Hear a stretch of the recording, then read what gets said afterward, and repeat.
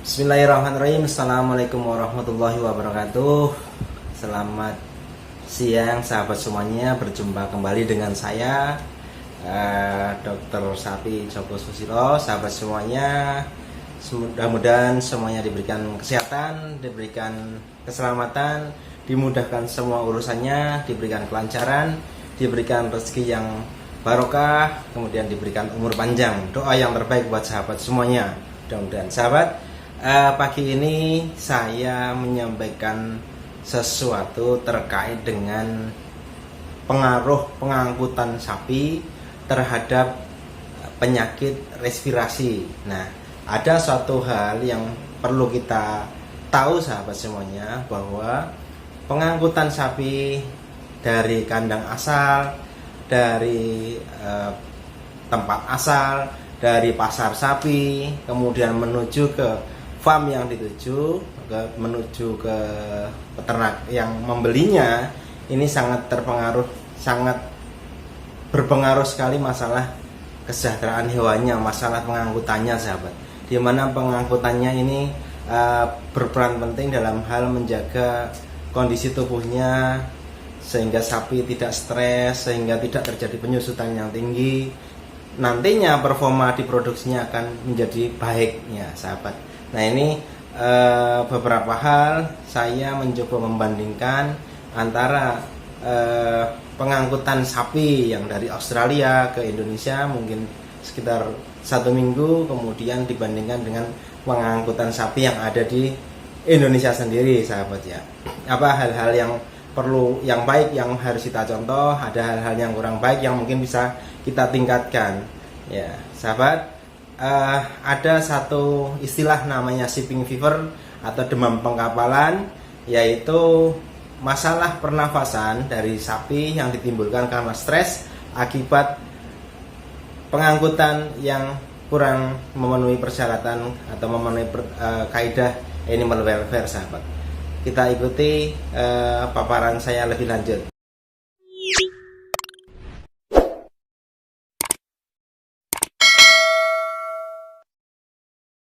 Ini saya ambil gambar dari teman-teman balai karantina yang ada di Lampung sahabat.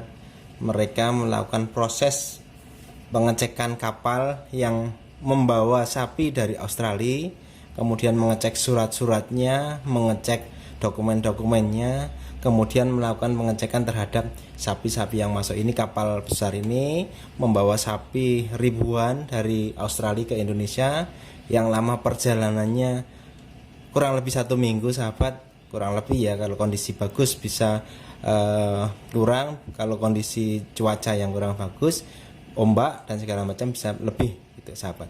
Nah, ini seperti ini kondisinya kapalnya. Kemudian ini teman-teman karantina melakukan pengecekan masuk ke dalam kapal. Isinya seperti ini. Isi di dalamnya seperti kandang biasa, seperti pen-pen biasa. Dan yang perlu kita contoh, di dalamnya mereka tersedia pakan yang cukup. Jadi selama 7 hari atau seminggu ini dalam perjalanan, tersedia makanan yang cukup, tersedia minuman yang cukup. Mereka merasa nyaman, merasa tidak ada gangguan dalam hal kesehatan, dalam hal yang lainnya sahabat ya. Ini kondisi kapalnya yang penerangannya cukup, kemudian diberikan makan yang cukup, minum yang cukup, seperti itu. Nah, kemudian sampai ke Indonesia, ini kita contoh, kita lihat bahwa dari kapal ini ada konektornya, yang sapi digiring dengan biasa, dengan cara yang halus, dengan soft, masuk ke pintu-pintu menuju ke truk-truk seperti ini. Kapal ini truk-truk yang menunggu, yang bakal membawa sapi-sapi ini ke kandang-kandang yang dituju, ke feedlotter kan seperti itu sahabat. Masuk ke truk 1, truk 2, begitu rapi. Kemudian ini juga tidak merasa terganggu, diperlakukan dengan baik, digiring dengan baik sahabat ya. Kemudian setelah sampai ke truk, mereka kondisinya seperti ini, dilepas, kemudian dibuat aman, jadi sapi merasa nyaman. Di alas truknya juga diberikan alas sekam atau tai gergaji, itu yang cukup nyaman sehingga tidak melukai ke kaki-kakinya. Nah, ini contoh yang harus kita benar-benar persiapkan ya sahabat semuanya. Nah, sehingga ketika sapi-sapi ini masuk ke dalam kandang sampai ke farm, biasanya dilakukan pemberian pakan, disediakan pakan hijauan yang cukup, langsung diberikan pakan hijauan yang cukup dan banyak. Kemudian di air minumnya sudah disediakan elektrolit sahabat, sehingga resiko dehidrasi dan segala macam segera pulih dengan adanya minuman dan makanan. Nah, ini contoh yang berbeda dengan kondisi kita, bahwa selama dia di kapal diperlakukan dengan animal welfare yang bagus, makan dengan baik, tidak terganggu kesehatannya. Kemudian begitu sampai di kandang langsung diberikan pakan hijauan, kemudian diberikan minuman yang ada elektrolitnya. Ini sesuatu hal yang memang sebagian feedlot sudah di SOP-kan ya sahabat ya. SOP sudah menjadi standar operasional prosedur di sana. Nah, seperti ini begitu masuk ke kandang masing-masing sudah langsung diberikan pakan yang hijauan segar, kemudian diberikan minum yang cukup, tidak ada batasan-batasannya, karena memang disitulah dia bisa memulihkan kondisi asalnya sahabat. Nah, kita lihat pengangkutan sapi menggunakan tol laut yang ada di Indonesia. Nah, tol laut sendiri ini program dari pemerintah untuk pengangkutan ternak dari wilayah yang sumber ternak, kemudian ditingkatkan performanya untuk produksi daging di Jabodetabek, di Lampung dan segala macamnya sahabat. Nah, ini tol laut sebenarnya didesain hampir sama ya sahabat ya. Didesain hampir sama, di dalamnya ada kandang-kandang seperti pen seperti itu. Nah, kemudian ini truk-truk sudah ngantri untuk menunggu giliran sapi masuk ke truk. Nah, tetapi karena sapi-sapi contoh yang dikirim dari Jawa ke luar Jawa biasanya diangkutnya melalui seperti ini, yang biasanya di Jawa diikat satu persatu, sehingga di dalam truknya pun harus diikat satu persatu. Nah, ini yang membuat kondisi animal welfare-nya agak terganggu, kurang nyaman, karena sapi-sapi selama perjalanan jauh bisa jadi dia berdiri terus-menerus seperti itu. Apalagi kalau si pemilik sapi kurang care terhadap ketersediaan pakan yang ada, tidak disediakan minum selama perjalanan, tidak diturunkan selama perjalanan kalau jangka perjalanannya jauh, ini tentu akan menimbulkan stres yang cukup tinggi bagi si sapinya. Nah, ini contoh ketika ada kapal sudah ada, tapi karena muatannya kurang banyak, akhirnya dibawa melalui truk-truk ini sahabat. Dibawa melalui truk-truk. Nah, disediakan rumputnya juga hanya segini, tidak terlalu banyak. Mungkin yang bisa mengakses rumput hanya yang bagian depan saja, yang bagian belakang tidak mendapatkan rumput. Nah, ini tergantung lama perjalanan. Kalau lama perjalanannya bisa sampai 20 jam atau bahkan sampai lebih dari 1 hari 1 malam, ya ini pasti kurang nyaman si sapi sendiri ya sahabat semuanya. Nah, ini kondisi yang sama juga seperti itu. Jadi ini hal-hal yang harus kita perbaiki ya sahabat semuanya. Nah, ini sama dengan seperti ini, mungkin perjalanan jangka panjang lama si kerbau-kerbau ini tidak bisa mendapatkan kebutuhan-kebutuhan yang dimiliki, kan seperti itu. Nah, sehingga perlakuannya berbeda dengan sapi-sapi yang dari Australia tadi. Ini begitu sampai kandang, biasanya peternak atau pemilik ternak ini tidak akan memberikan pakan hijauan sebanyak-banyaknya. Bahkan pada saat datang pun si sapi belum dikasih minum, hanya dikasih sedikit, gitu kan, seperti itu. Karena alasannya nanti kalau diberikan makan yang banyak, dikasihkan minum yang banyak, langsung overeating, kebanyakan makan, menjadi masalah kesehatan tersendiri atau disebut overeating disease. Nah, ini yang berbeda sahabat, karena selama perjalanan sapi dalam kondisi tertekan, sehingga yang dikhawatirkan begitu dia turun dari truk, begitu turun dari kapal, kemudian diberikan makan yang banyak, mungkin lebih, bisa menjadi overeating disease. Nah, ini perbedaannya seperti itu. Kalau di feedlot tadi begitu datang disambut dengan air minum yang ada elektrolit, ada hijauan yang segar, yang memang ditujukan untuk segera memulihkan penyusutannya. Kalau di sapi-sapi lokal kita habis pengangkutan jarak jauh, mereka kebanyakan tidak langsung diberikan hijauan dalam jumlah banyak ataupun diberikan minum pun dalam jumlah yang sedikit kan seperti itu, karena yang dikhawatirkan adalah ada overeating disease. Nah sahabat semuanya, terkait dengan pengangkutan ini ada hubungannya dengan stres selama pengangkutan, kemudian selama perjalanan ini panas, hujan, kemudian kurang diberikan kesempatan untuk makan, untuk minum. Ini yang menyebabkan salah satunya muncul penyakit pernafasan yang disebut dengan bovine respiratory disease complex, atau yang disebut dengan penyakit pernafasan sapi kompleks kan seperti itu. Pada kasus transportasi ini disebut dengan shipping fever atau demam pengkapalan. Pada kasus yang ada di farm ini pada pedet disebut dengan enzootic pneumonia, sama-sama bovine respiratory disease complex. Apa permasalahannya? Jadi stres ini memicu stres karena transportasi, lingkungan, karena pakan, karena ada agen infeksi. Ini memicu si sapi mengalami penurunan daya tahan tubuh, kekebalan tubuhnya menurun, sehingga ketika memang di lingkungannya ada virus-virus ini, maka akan masuk ada IBR, PII3, RS virus, BVD, adenovirus ataupun mycoplasma bisa masuk. Tetapi kalau di lingkungannya tidak ada, contoh pada proses pengkapalan tadi, yang berperan begitu stres, ini ada bakteri-bakteri yang sifatnya oportunistik, yang dia normal ada pada kondisi sehat di saluran pernafasan atas, yaitu ada Mannheimia hemolytica, kemudian ada Pasteurella multocida. Ini dia akan menjadi patogen. Dia akan dalam kondisi stres, kemudian dia akan masuk ke dalam saluran pernafasan bawah, masuk ke paru-paru, memperbanyak diri, kemudian akan merusak sebagian paru-paru. Dalam hal ini namanya Mannheimia hemolytica ini, dia memproduksi leukotoksin yang mana dia akan menyebabkan nekrosa koagulatif sahabatnya. Nah, ini yang bahaya sekali adalah produk toksinnya dari Mannheimia hemolytica.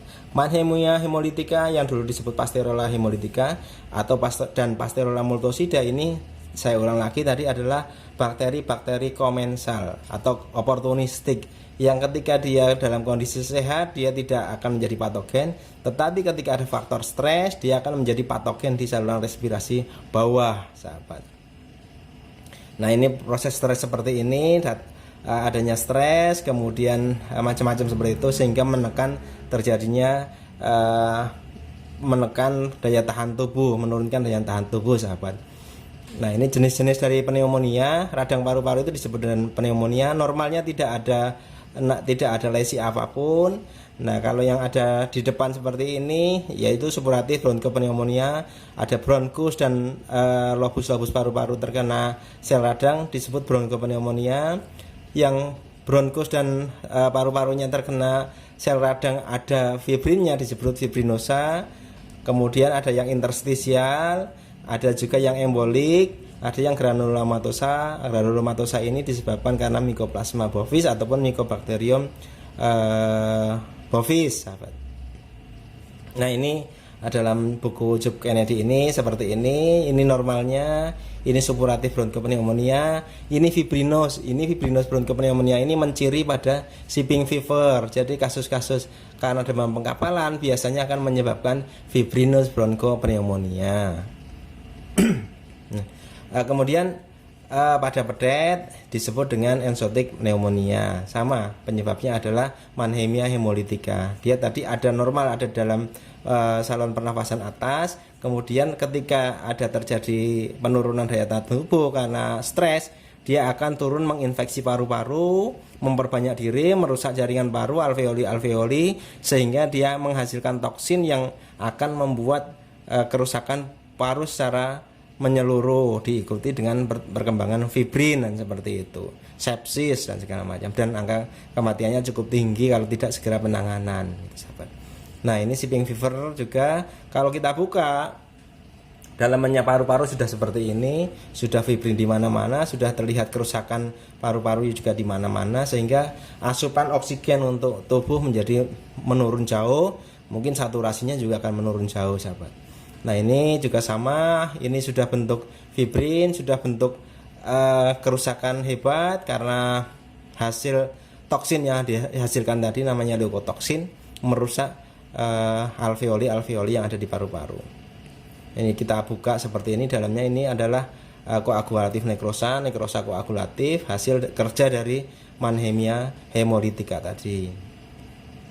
Nah, dia tidak hanya di paru-paru saja, dia bisa akan merambah karena sifatnya bisa sepsis, bisa ke jantung. Nah, jantung sendiri ini kita bisa lihat di lapisan perikardium atau di dalam perikardiumnya ini terisi oleh sudah sampai gumpalan nanah ataupun gumpalan seperti keju ini sahabat ya, sudah kataralis ataupun malah sudah lebih jauh lagi, sudah mengeras seperti ini. Jadi di perikardium ini terbungkus tidak hanya cairan saja, sudah berbentuk seperti keju seperti ini, sehingga si jantung untuk memompa darahnya pun menjadi semakin lambat.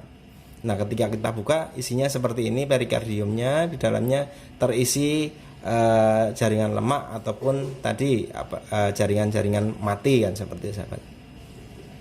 Nah, ini bentuk-bentuk pneumonia yang lainnya, lanjutannya bisa seperti ini, aspiratif, kemudian ini yang pneumonia yang lainnya granulomatosa, kemudian bisa bentuk-bentuk yang lainnya. Nah, sahabat semuanya, apa yang harus kita perhatikan tindak lanjutnya bahwa pengkapalan transportasi harus diusahakan secara maksimal memenuhi standar kaidah prinsip-prinsip animal welfare. Harus seperti yang video sebelumnya, bahwa harus memenuhi 5 freedom.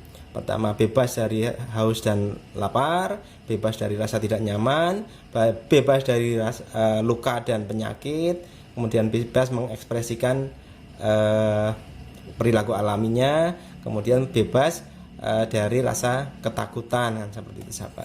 Nah, kalau sudah seperti itu, sudah ada gejala pernafasan sapi-sapi yang baru datang, maka segera dilakukan pemberian obat, dilakukan pengobatan karena disebut dengan penyakit pernafasan kompleks atau bovine respiratory disease kompleks, yaitu ada tadi Mannheimia hemolytica, Pasteurella multocida, ada Mycoplasma. Kita sarankan pemberian obatnya dengan menggunakan antibiotik yang spektrum luas. Yang bagus banget di dunia internasional sudah banyak dipakai. Salah satunya adalah tulotromisin. Ini belum ada di Indonesia, belum terregistrasi. Kemudian bisa kita pakai yang sudah ada di Indonesia, pakai spiramisin ataupun menggunakan marvofloxacin. Ini hasilnya cukup bagus ya sahabat. Kemudian sebenarnya untuk kasus-kasus ada wacana ketika belum dilakukan pengiriman, dilakukan vaksinasi terlebih dahulu, tetapi di Indonesia juga belum ada vaksinnya kan seperti itu.